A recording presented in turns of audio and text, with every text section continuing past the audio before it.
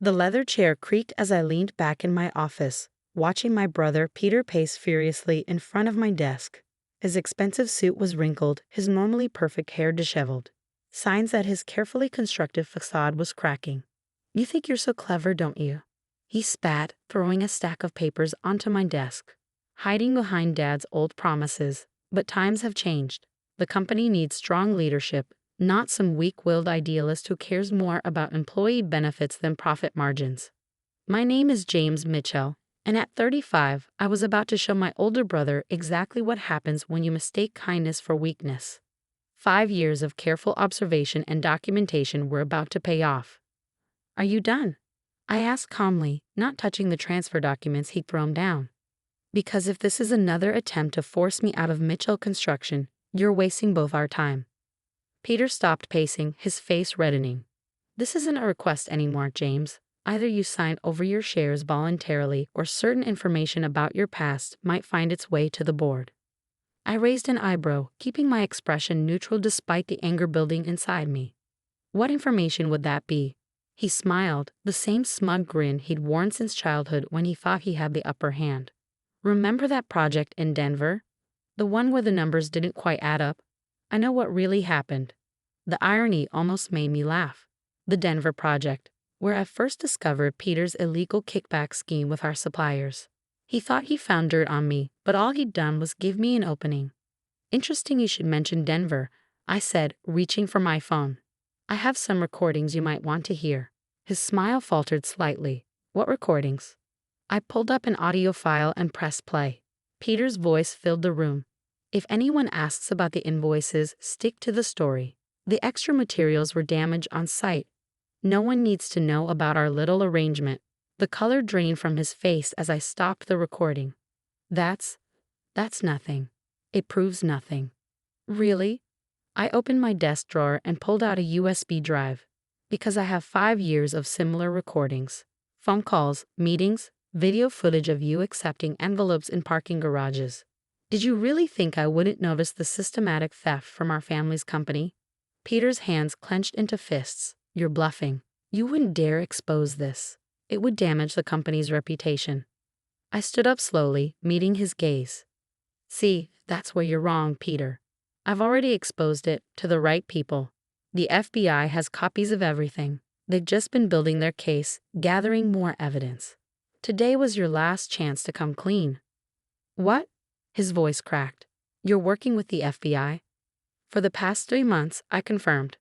"Ever since I found proof that you were not just taking kickbacks, but laundering money for some very dangerous people." "Did you think I wouldn't investigate when our steel suppliers suddenly doubled their prices, but our costs somehow went down?" Peter lunged forward, grabbing the USB drive from my desk, but I didn't try to stop him. "This is the only copy, right? You destroy this, and it's your word against mine." I almost felt sorry for him as I pulled out my phone again, sending a quick text. "Almost. That's just a blank drive, Peter. A prop. Everything real is already safely stored where you can't touch it." As if on cue, there was a knock at my office door. Agent Sarah Martinez stepped in, followed by 2 other FBI agents. "Peter Mitchell, we have some questions about your business dealings." I watched as understanding finally dawned on my brother's face, the realization that his scheme was unraveling, that his own arrogance had been his undoing. "You set me up," he whispered, staring at me with a mixture of rage and disbelief. "No," I corrected him, sitting back down at my desk. "You did this to yourself. I just made sure there would be consequences." The morning after Peter's arrest, I sat in Mitchell Construction's main conference room, facing our stunned board of directors.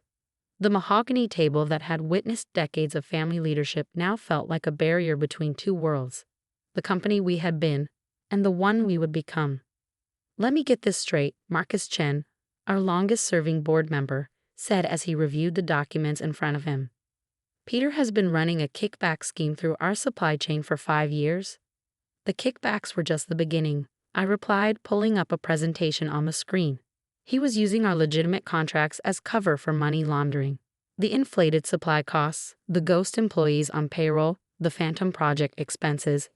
It was all designed to clean dirty money for the Ramirez cartel." The room went silent. Tom Bradley, another board member, dropped his glasses onto the table. The cartel? My God, James. Do you realize how deep this goes? I nodded, clicking through to the next slide. That's why I had to be careful. One wrong move, and it wouldn't have just been the company at risk. People could have died. My phone buzzed. Another message from Agent Martinez. Your brother's asking to make a deal. Says he has names. You were right about him cracking under pressure. Sarah, our head of legal, cleared her throat. The question now is how we move forward. This could destroy us if it becomes public. I stood up, walking to the window that overlooked the city skyline. Down below, I could see the cranes and scaffolding of our latest project, a children's hospital we'd won the contract for last year. Peter had fought against bidding on it, claiming the profit margins were too low. Now I knew why. It would have been too visible, too scrutinized for his schemes. We get ahead of it, I said, turning back to face the board. Complete transparency with the authorities, full cooperation with the investigation. We show that Peter's actions were those of a rogue executive, not a reflection of our company's values. And the financial impact? Marcus asked. I clicked to the next slide, showing a series of calculations. I've been preparing for this. Over the past year, I've been quietly restructuring our supplier relationships, building legitimate alternatives to Peter's compromised channels. We'll take a hit, but we'll survive. Just then, my assistant knocked and entered quickly. James, you need to see this. She handed me her tablet, open to a breaking news article. My stomach dropped as I read the headline. Mitchell Construction here arrested in FBI raid. Cartel connections alleged. The board members' phones started buzzing as the news spread. Sarah was already on her phone, likely calling our PR team. But I remained calm, having anticipated this moment. Ladies and gentlemen, I said, raising my voice slightly to cut through the growing chaos. This is what we prepare for. Sarah, initiate protocol echo. Marcus, call an emergency shareholder meeting for tomorrow morning. Tom, get our project managers on a conference call. They need to hear this from us first. As the room erupted into activity, I felt a strange sense of relief. The secret I carried for 5 years was finally out. The weight of watching, waiting, documenting every illegal move my brother made, it was over. My phone buzzed again, this time with a call from my mother. I stepped out into the hallway to answer it. James, her voice was shaking. Tell me it's not true. Tell me Peter wouldn't. Mom, I said softly, we need to talk. But not over the phone. Come to my office?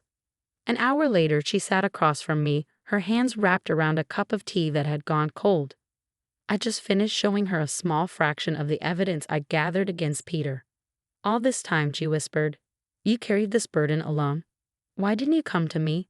I thought about all the family dinners where Peter had played the perfect son, about how he'd systematically turned our parents against my concerns over the years. Would you have believed me? Peter was always the golden child, Ma. The one who could do no wrong. She flinched at my words, but didn't argue. And now? What happens to him now? That depends on how much he cooperates, I said, checking a new message from Agent Martinez.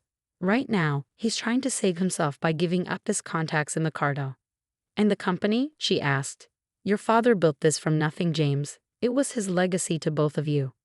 I walked to my office wall, where a photo hung of my father and me at my first construction site. I was 12, wearing an oversized hard hat, beaming up at him. That's why I had to stop Peter, Mom. Dad built this company on integrity, on doing things right. Peter was destroying that, piece by piece. She stood up, walking over to join me at the photo. Your father would be proud of you, James, not just for saving the company, but for how you did it.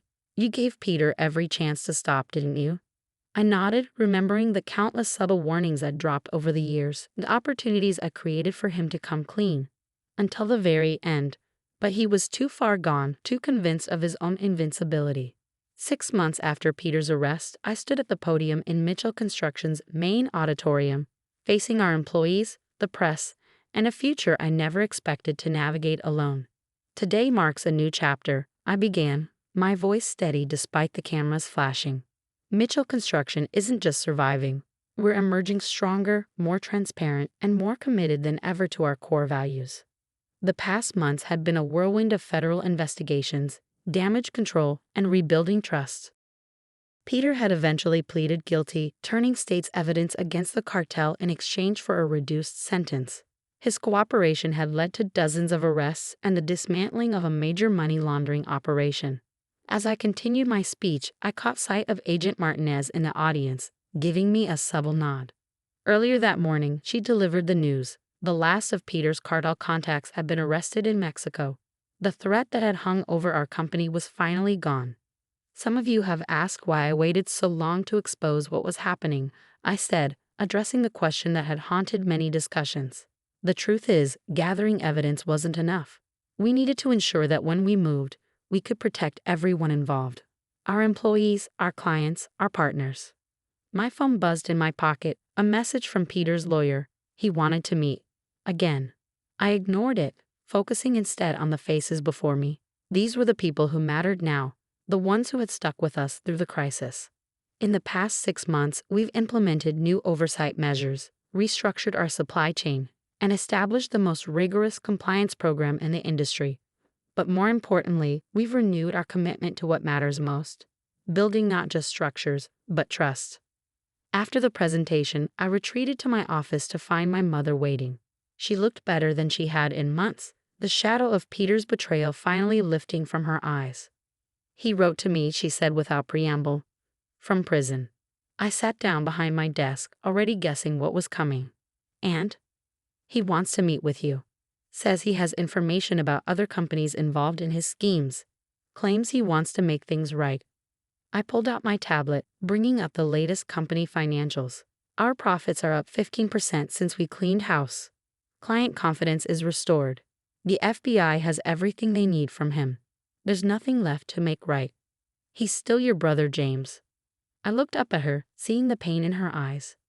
No, Mom, he stopped being my brother the moment he decided to put everyone in this company at risk for his own greed. Just then, Sarah burst into my office, her face flushed with excitement. James, you need to see this. The Children's Hospital project? We just got the final approval. All the funding is secured. I smiled, remembering how Peter had mocked this project as a waste of resources. Get the team together. Let's do this right. My mother watched this exchange with a mixture of sadness and pride. Your father always said you had the heart for this business. Peter had the ambition, but you had the heart. Dad also said something else. I replied, standing up. He said success without integrity isn't success at all. It's just failure in disguise. Later that evening, as I walked through the quiet halls of our headquarters, I paused at the wall of company photos. There was one from the groundbreaking of our first major project. Dad, Peter, and me, all wearing hard hats and smiling. I thought about taking it down after everything that happened, but decided against it. It was a reminder of where we came from and why the truth mattered. My phone buzzed one last time, another message from Peter's lawyer. Final chance. He has information you need to hear. I typed a simple reply. The truth already came out. There's nothing left to say. Turning off my phone, I gathered my things and headed for the elevator. Tomorrow, we would break ground on the Children's Hospital. It would be the largest project in our company's history and the first one that was entirely mine to lead. As I drove home, the city lights twinkling around me, I thought about the legacy my father had left us. Peter had seen it as something to exploit, a tool for his own advancement. But I understood now what Dad had been trying to teach us all along. True success isn't measured in profit margins or power plays. It's measured in the lives you touch, the trust you build, and the integrity you maintain when no one's watching. The next morning, as I stood at the hospital construction site watching the sunrise paint the sky in shades of hope, I felt a deep sense of peace. Peter had tried to destroy our family's legacy, but in doing so, he'd only made it stronger. Sometimes the greatest victories come not from defeating your enemies, but from staying true to who you are. The company would move forward, building not just buildings, but a future founded on trust, integrity, and the simple belief that doing the right thing matters. That was a legacy worth protecting, worth fighting for. And in the end, that was the only victory that truly mattered.